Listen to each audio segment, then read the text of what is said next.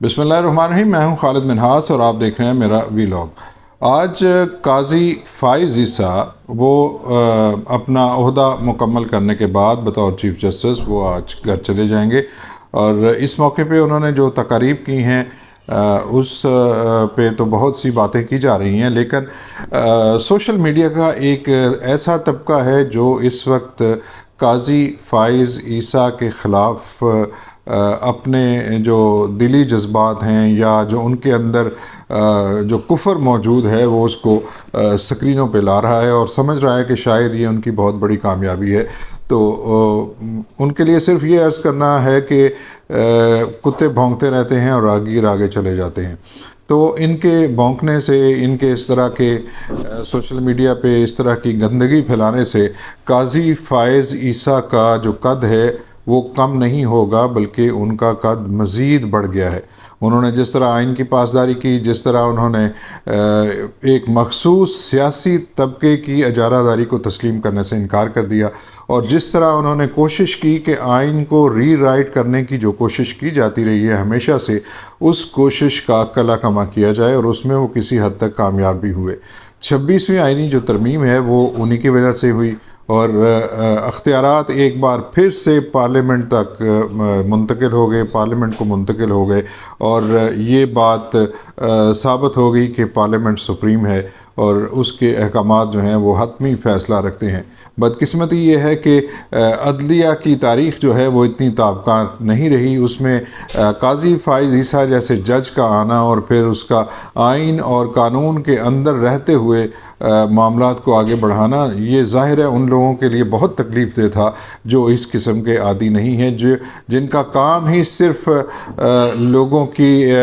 کچھ مخصوص طبقات کے اشاروں پہ چلنا ہوتا ہے، جن کا کام ہی فوج کو اقتدار میں لانا ہوتا ہے، جن کا کام ہی یہ ہوتا ہے کہ وہ ایجنسیوں کے ہاتھ میں کھیل کے ان اداروں کو کمزور کرتے ہیں جو عوامی نمائندگی کے ادارے ہیں۔ میں قومی اسمبلی کی بات کر رہا ہوں، میں سیاستدانوں کی بات کر رہا ہوں، اور جب 58(2)B جب اس کا خاتمہ ہوا، اور یہ خاتمہ کس طرح ہوا تھا، یہ دو بڑی سیاسی جماعتوں کے درمیان جو اتفاق رائے ہوا تھا اس کی وجہ سے 58(2)B کا خاتمہ ہوا، اور اس کے بعد صدر کے پاس یہ اختیار ختم ہو گیا کہ وہ کسی بھی حکومت کو ختم کر سکے یا قومی اسمبلی کو ڈیزالو کر سکے۔ اس کے بعد جو ملک کے مقتدر حلقے تھے انہوں نے جو عوامی وزیر اعظم ہیں ان کا راستہ روکنے کے لیے ان کے پاس ایک ہی ہتھیار تھا، اور وہ تھا عدلیہ، اور وہ تھا یہ اختیار کہ پاکستان کی سپریم کورٹ کو آئین کی تشریح کا حق حاصل ہے، اور اس تشریح کے نام پہ جو بلنڈر پاکستان کے اندر ہوئے ہیں اور جس طرح آئین کو ری رائٹ کرنے کی کوشش کی گئی ہے وہ آپ سب کے سامنے ہے، اور اس کا جو فیصلہ ہے وہ تاریخ کرے گی۔ آج جو بھونک رہے ہیں انہیں بھونکتے رہنا چاہیے تاکہ لوگوں کو علم ہو سکے کہ یہ کس قبیل سے تعلق رکھتے ہیں، ان کا تعلق کہاں سے ہے، اور یہ کیوں چاہتے ہیں کہ اس ملک کے اندر عوامی حکمرانی کا جو راج ہے وہ نہ ہو سکے، اور ان کے جو من پسند لوگ ہیں وہی اس ملک کو چلانے کے لیے اپنی کوششیں آگے کرتے رہیں۔ کیا اس بات کا اعتراف خود سپریم کورٹ آف پاکستان نے نہیں کیا کہ جو فوجی طال آزما ہیں ان کو راستہ یہی عدلیہ دیتی رہی ہیں؟ کیا اس بات کا اعتراف نہیں کیا گیا کہ جناب ذوالفقار علی بھٹو کا عدالتی قتل ہوا ہے؟ کیا اس بات کا اعتراف نہیں کیا گیا کہ ایک آمر کو آئین کے اندر ترمیم کرنے کا اختیار کس نے دیا تھا؟ وہ سپریم کورٹ آف پاکستان کے ججز نے دیا تھا۔ ایک ایسی آئین میں ترمیم کرنے کا اختیار جہاں پہ 2/3 اکثریت کے پاس ہے، اس سے چھین کر صرف ایک شخص اور جو آمر تھا اسے یہ کہا گیا کہ آپ جو اپنی منچاہی ترمیم اس میں کریں وہ آپ کر سکتے ہیں۔ تو یہ چیزیں اسی عدلیہ کے تحت ہوتی رہی ہیں۔ عدلیہ کا کام اگر عدلیہ جانبداری کا مظاہرہ نہ کرتی اور غیر جانب رہ کے آئین کی تشریح کا فریضہ سر انجام نہ دیتی تو پھر یہ تمام چیزیں نہ ہوتی، پھر سب کو عدلیہ پر اعتماد ہوتا۔ اور آج چیف جسٹس آف پاکستان قاضی فائز عیسیٰ جا رہے ہیں اور 26ویں آئینی ترمیم کے تحت نئے چیف جسٹس اپنے عہدے کا حلف اٹھا رہے ہیں، ان کو بھی متنازع کرنے کی کوشش کی جا رہی ہے، اور ان کا صرف یہ خیال ہے، انہیں قاضی فائز عیسیٰ کے جانے کی تو خوشی نہیں ہے، وہ تو ظاہر ہے نہیں خوش خوشی ہے، لیکن انہیں اس بات کا زیادہ غم ہے کہ جسٹس منصور علی شاہ جو ہیں وہ پاکستان کے نئے چیف جسٹس نہیں بنے، اور جسٹس منصور علی شاہ اور ان کے جو دوسرے ساتھی ججز ہیں، انہوں نے اس آئینی ترمیم سے پہلے جس طرح کی حرکتیں کی ہیں اور جس طرح ایک ایسا جو فیصلہ ہے جو آئین اور قانون پہ پورا نہیں اترتا، اور چند ججز نے مل کے اور ایک کارٹل بنا کے اس پہ فیصلہ کر دیا اور ری رائٹ کرنے کی کوشش کی، آئین کو اس پہ عمل درآمد کرنے کے لیے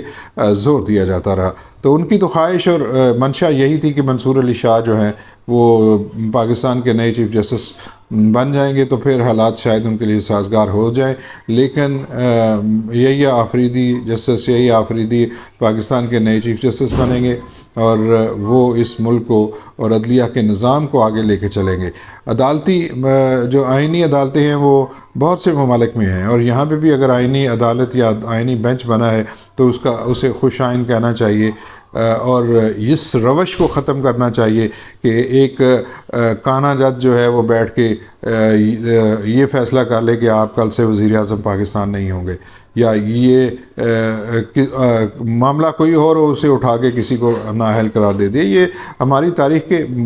زیادہ پرانی باتیں نہیں ہیں۔ ثاقب نثار آپ کے سامنے ہے، افتخار چودھری آپ کے سامنے ہے، اور اس طرح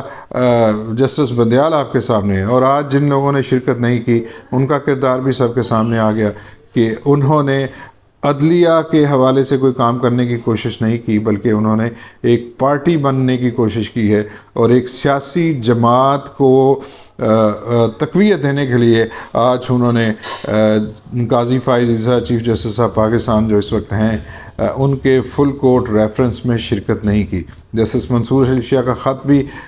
سب کے سامنے آ چکا ہے، اور اس کے مندرجات بھی ہم سب کے سامنے ہیں، تو اس کو دیکھ کے یہ کہا جا سکتا ہے کہ بہت تکلیف ہے یہی آفریدی کے آنے کی، اور ہمیں امید کرنی چاہیے کہ ایک نیا سفر شروع ہوا ہے آئین اور قانون کا،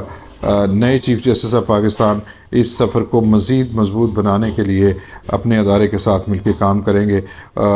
بہت سے چہرے آشکار ہو چکے ہیں، اور انہیں بہت سنبھل کے اور انہیں بہت بچا کے اس نظام کو اور اس ادارے کو آگے لے کے چلنا ہے، اور باقی یہ جو چھوٹے چھوٹے بھونک رہے ہیں ان کو بھونکتے رہنے دینا چاہیے، پریشان ہونے کی ضرورت نہیں ہے۔ مجھے اجازت دیجیے، اپنا بہت سا خیال رکھیے گا۔ اللہ حافظ۔